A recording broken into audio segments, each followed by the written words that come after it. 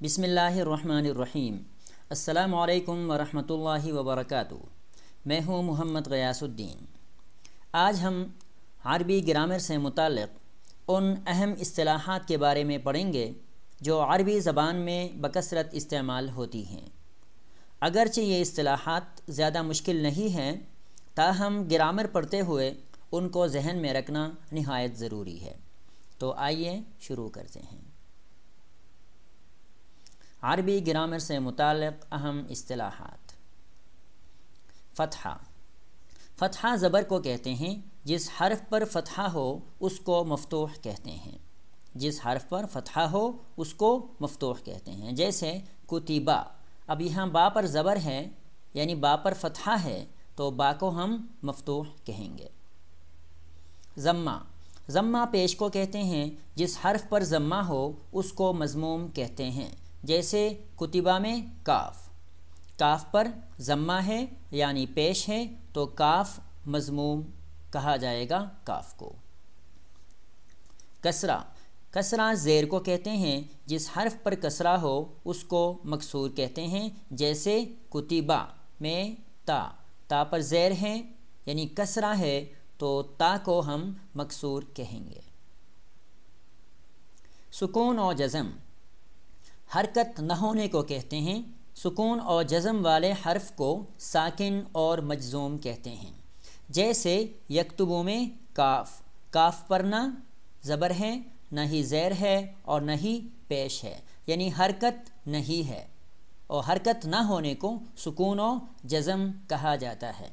جس حرف پر سکون و جزم ہو اس کو ساکن کہا جاتا ہے اور مجزوم کہا جاتا ہے، تو یہاں پر کاف ساکن ہے اور مجزوم ہے۔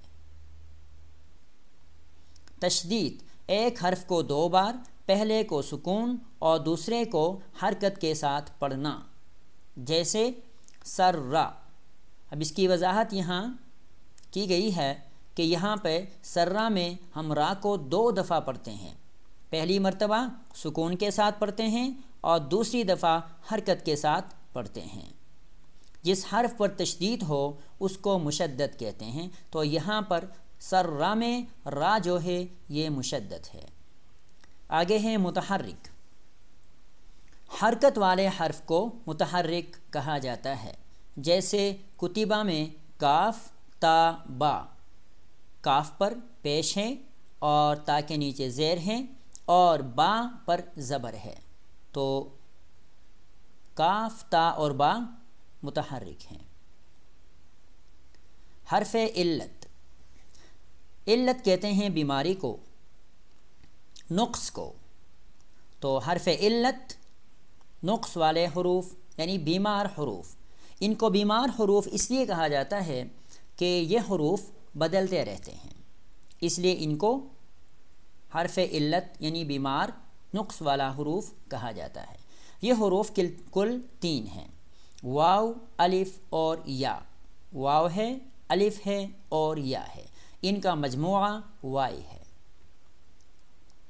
صیغہ۔ صیغہ لفظ کو کہا جاتا ہے، خواہ وہ کوئی بھی لفظ ہو اس کو ہم کیا بولتے ہیں؟ صیغہ بولتے ہیں۔ اسم نام کو کہا جاتا ہے، فعل کام کو کہا جاتا ہے۔ صیغہ اسم کو بھی کہا جاتا ہے، صیغہ فعل کو بھی ہم کہہ سکتے ہیں، جیسا کہ ہم آگے پڑھیں گے۔ تو صیغہ کا جو لفظ ہے کسی بھی لفظ کو کہتے ہیں، خواہ وہ اسم ہو خواہ وہ فعل ہو۔ فعل ماضی۔ فعل ماضی وہ فعل ہے جو گزرے ہوئے زمانے میں کسی کام کے کرنے یا ہونے کو ظاہر کرے، جیسے کتبہ۔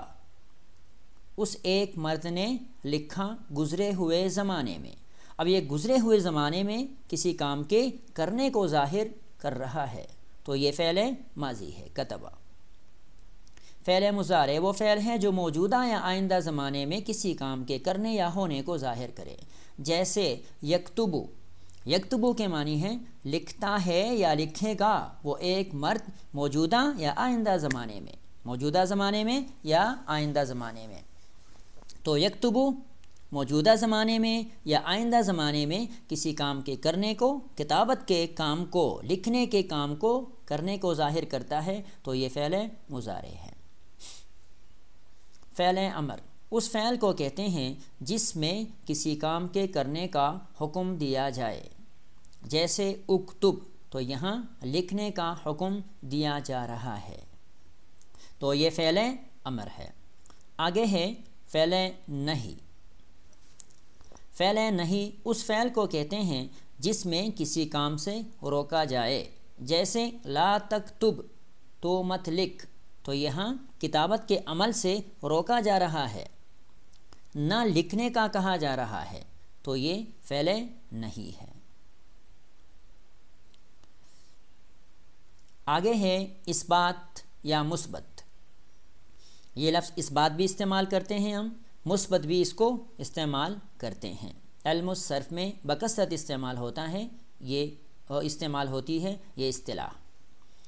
اب اثبات یا مثبت کس کو کہتے ہیں؟ فعل کے ہونے کو کہتے ہیں، جیسے کتبہ اس نے لکھا، یکتبو وہ لکھتا ہے، کتبہ اس نے لکھا، یکتبو وہ لکھتا ہے، فعل کے ہونے کا ذکر ہو رہا ہے، کتابت کے عمل کا ہونے کا ذکر ہو رہا ہے، تو یہ کیا ہے؟ اثبات اور مثبت ہے۔ اب اثبات اور مثبت کی ضد ہے نفی اور منفی۔ نفی اور منفی فعل کے نہ ہونے کو کہتے ہیں، نفی یا منفی فعل کے نہ ہونے کو کہتے ہیں، جیسے ما کتبہ اس نے نہیں لکھا، لا یکتبو وہ نہیں لکھتا ہے یا نہیں لکھے گا، لا یکتبو وہ نہیں لکھتا ہے یا نہیں لکھے گا، تو یہاں فعل کے نہ ہونے کا ذکر ہے، کتابت کے عمل کے نہ ہونے کا ذکر ہو رہا ہے، تو یہ فعل نفی ہے اور فعل منفی ہے۔ فاعل کام کرنے والے کو کہتے ہیں۔ مفعول جس پر کام واقع ہو اس کو مفعول کہا جاتا ہے، جیسے کتبہ زید رسالتاً، کتبہ زید رسالتاً زید نے ایک خط لکھا۔ اب یہاں زید فاعل ہے اور رسالہ مفعول ہے، زید فاعل ہے، رسالتاً مفعول ہے، کام کرنے والا یعنی لکھنے والا کون ہے؟ زید ہے۔ اب یہ لکھنے کا عمل کس پہ واقع ہو رہا ہے؟ خط پر واقع ہو رہا ہے، اس لیے رسالہ کیا ہے؟ یعنی خط جو ہے مفعول ہے۔ فعل معروف فعل معروف وہ فعل ہے جس کا کرنے والا معلوم ہو، جس کا کرنے والا معلوم ہو، جیسا کہ گزشتہ مثال میں واضح ہے۔ اب دیکھیں یہاں کتبہ زید رسالتاً میں خط لکھنے والا معلوم ہے، وہ کون ہے؟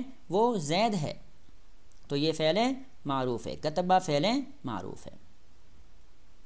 فعل مجہول فعل مجہول وہ فعل ہے جس کا کرنے والا معلوم نہ ہو، جس میں کام کرنے والا معلوم نہ ہو، جیسے کتبت رسالتن، کتبت رسالتن ایک خط لکھا گیا۔ اب کس نے لکھا؟ لکھنے والا معلوم نہیں ہے، کام کرنے والا معلوم نہیں ہے، تو یہ فعل مجہول ہے۔ تو یہ چند اصطلاحات تھیں اور یہ اصطلاحات انشاءاللہ آگے بھی چلیں گی، اس کے بارے میں ہم مزید لیکچر بھی پڑھیں گے۔